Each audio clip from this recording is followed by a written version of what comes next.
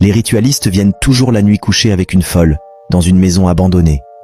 Et à chaque fois qu'ils couchaient avec elle, elle tombait enceinte. Son nom était Tamara. Avant que la folie n'entre dans sa vie, Amara était le genre de fille dont tout le monde savait qu'elle irait loin. Lumineuse, concentrée, toujours première de sa classe. Sa mère est morte quand elle n'avait que 10 ans.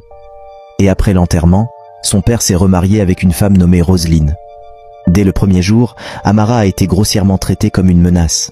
Roselyne la giflait pour de petites erreurs, lui faisait faire tout le travail et la punissait chaque fois qu'elle voyait Amara sourire encore. Amara a gardé la tête baissée et est restée concentrée. Elle a terminé l'école secondaire avec brio et a été admise pour étudier à Lagos. Le jour où la lettre d'admission est arrivée, fut le jour où Roselyne a finalement craqué.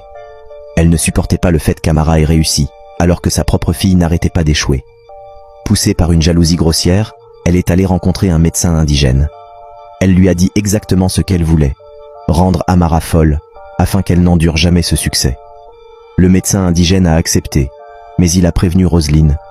Si jamais tu reposes les yeux sur cette fille après que la folie sera entrée en elle, cette folie reviendra vers toi.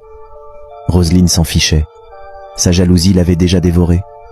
Amara a fait ses valises et est partie pour Lagos, excitée par l'école.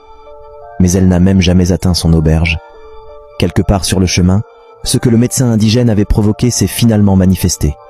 Elle a perdu le contrôle, a déchiré ses vêtements et a commencé à marcher pieds nus dans les rues. Au moment où les gens se sont rassemblés autour d'elle, elle était déjà complètement partie. Une fille brillante de 20 ans était devenue une folle, errant dans les rues de Lagos. Les années ont passé. Pas 1 an, mais 9 ans. Les gens la connaissaient comme cette folle qui restait près de l'atelier de mécanique. Ses vêtements étaient toujours sales, elle se parlait toute seule, et parfois, elle dormait sous un pont. Mais un homme n'arrêtait pas de la remarquer. Le chef Desmond, un milliardaire marié, respecté et puissant. Il portait cependant un secret que personne ne connaissait.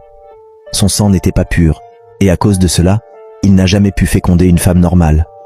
Seule une folle pouvait concevoir pour lui. Sa vie était à ce point tordue. Alors il a ciblé Amara. Personne ne comprenait pourquoi un homme comme lui s'intéresserait à une folle. Tard dans la nuit, il conduisait jusqu'à l'endroit où Amara s'asseyait habituellement. Il lui achetait de la nourriture au boui-boui, s'asseyait à côté d'elle, faisait semblant de se soucier d'elle pendant quelques minutes, puis profitait d'elle. Chaque fois qu'il l'a fait, elle est tombée enceinte. Pour s'assurer qu'elle survivait, le chef Desmond a utilisé un mécanicien nommé Ibrahim pour la surveiller. C'est Ibrahim qui la nourrissait avec l'argent envoyé par le chef. C'est lui qui appelait chaque fois qu'elle accouchait. Et chaque fois qu'elle accouchait, la routine était la même.